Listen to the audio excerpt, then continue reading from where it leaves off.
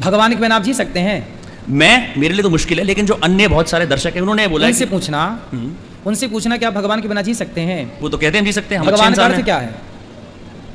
आप बता सकते हैं? भा ग वा आ न। भा मतलब भूमि, गा मतलब गगन, वा मतलब वायु, आ मतलब अग्नि, ना मतलब नीर। अब आप कह रहे हैं भगवान के बिना जी सकते हैं, तो पंच तत्व ही तो ईश्वर है। आप जी लो, आप वायु के बिना जी लो। आप कहो कि मैं भगवान के बिना जी, अरे वायु ईश्वर है, अग्नि ईश्वर है, पृथ्वी ईश्वर है, आकाश ईश्वर है। अब आप जी लो वायु के बिना श्वास मत लो, कैसे जियोगे? आप जी लो आकाश के बिना, आपके अंदर आकाश तत्व खत्म हो जाएगा, मर जाओगे। वायु बढ़ जाती है, अटैक आ जाएगा, मर जाओगे आप। वायु के बिना आप कैसे जिएंगे, सांस कैसे लेंगे? आप सूर्य कौन है? भगवान की आंख है, वेदों में लिखा है। आप जी लो सूर्य के बिना। संसार की कोई फसल बिना सूर्य के हो जाए तो बताओ? सारा किसान सूर्य पर डिपेंड करता है। यदि प्रकाश ना मिले सूर्य का फसलों को, तो कौन सी फसल होगी? तो भगवान, आप कह रहे हैं भगवान के बिना जी सकते हैं, रह सकते हैं। इस संसार में एक चींटी से लेकर एक हाथी तक कोई भी ईश्वर के बिना रह ही नहीं सकता, क्योंकि हवा ईश्वर का रूप है, अग्नि ईश्वर का रूप है, पृथ्वी ईश्वर का रूप। रहोगे तो पृथ्वी में, तो पृथ्वी कोई तुम्हारे बाप की है? ये तो भगवान की है। तो चलिए मैं आपसे ऐसे एक सवाल पूछता हूँ, जब आप अपने बचपन में जाते हैं या अपने लड़कपन की तरफ जाते हैं, तो आपके जीवन में ऐसी कौन सी कठिन घड़ी आई जब आपको सबसे ज़्यादा भगवान की ज़रूरत पड़ी? कठिन घड़ी तो कुछ भी नहीं होती, लेकिन भगवान की ज़रूरत तो सदा पड़ती है। कठिन आपके जीवन में? मेरे जीवन में ऐसा कोई कठिन कभी समय आया ही नहीं। सदा जीवन में बिंदास में चल रहा है, मुस्कुराते हंसते।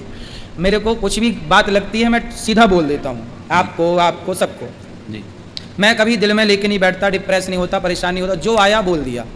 रखने से डिप्रेशन है, रखने से चिंता है। मैं परेशान, मैं सदा भगवान, मेरा एक ही सहारा है भगवान। मैं सदा से भगवान के सहारे रहा हूँ, आज भी हूँ, आगे भी रहूँगा।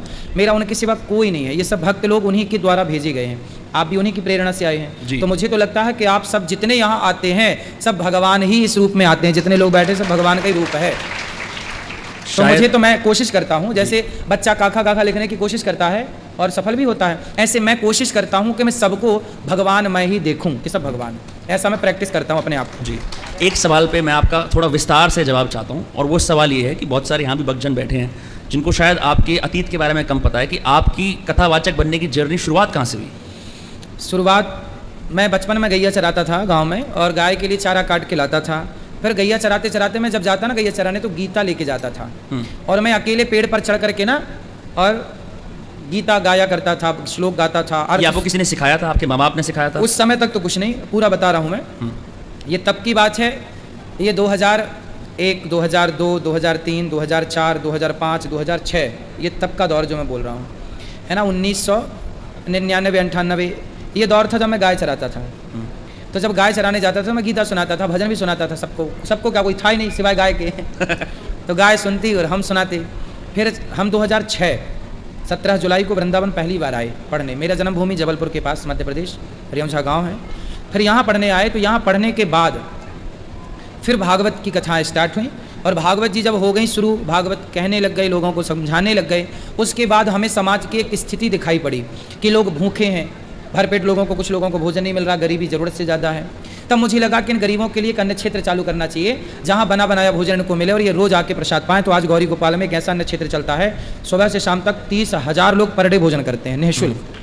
आप चेक कर सकते हैं, आप देख सकते हैं। नहीं, आपकी कॉन्ट्रीब्यूशंस तो हर कोई जानता ही है। मैं 15 साल बाद वृंदावन आया सिर्फ आपसे मिलने के लिए, आपका इंटरव्यू करने के लिए। और मैं जब बाहर मैंने जो दृश्य देखा, मैंने देखा कि बहुत सारे भक्त हैं, लेकिन साथ साथ यहाँ पे बहुत गरीबी, बहुत लड़ाई, ये सब भी है।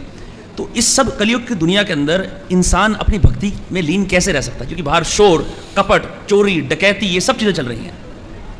देखो, बारिश जब होती है ना, तो आप बारिश को रोक नहीं सकते, लेकिन छाता लगा के अपना बचाव कर सकते हैं। उसी तरह चोर, डकैती, पापाचार को इस कलयुग में आप रोक नहीं सकते, पर सत्संग का, भक्ति का, संतों की कृपा का छाता लगा के आप अपना बचाव कर सकते हैं। तो बस आप अपना बचाव करिए, अपने परिवार का बचाव करिए, और बाकी लोग को समझाते रहिए कि बेटा ये गलत है। पर जा रहे हैं तो समझिए कि ये युग धर्म है, ये युग का प्रभाव है। आजकल बेटा बाप की नहीं सुन रहा है, तो वो ये समझ लो कि भगवान शंकर ने माता सती को समझाया था कि परीक्षा मत लो राम जी की, नहीं मानी, गई और जलकर भस्म हो गई। तो जाको प्रभु दारुण दुख देही, ताकि मति पहले हर लेही। जिसको ईश्वर दुख देना चाहते हैं उसकी मति पहले, जब नाश मनुष्य पर छाता है ना, पहले विवेक मर जाता है। दुर्योधन को समझाने गए तो थे श्री कृष्ण, कुछ नहीं हुआ, कहाँ माना। जब भगवान की बात नहीं मानी, क्योंकि उसके सिर पे नाश था। जब नाश होगा तो भगवान की नहीं सुनी, तो जब नाश होगा तो आपकी हमारी कौन सुनेगा? वो नाश है। लेकिन नाश नहीं है तो ईश्वर हमारे द्वारा समझाएंगे, आपके द्वारा समझाएंगे तो हम आपकी बात मान लेंगे। मतलब ईश्वर, आप समझ गए ना मेरी बात, तो समझ लो कि भगवान आपको समझाना चाह रहे हैं, और आप नहीं समझे तो समझ लो कि नाश सिर पर लटक रहा है, इसलिए आप नहीं समझ रहे हैं।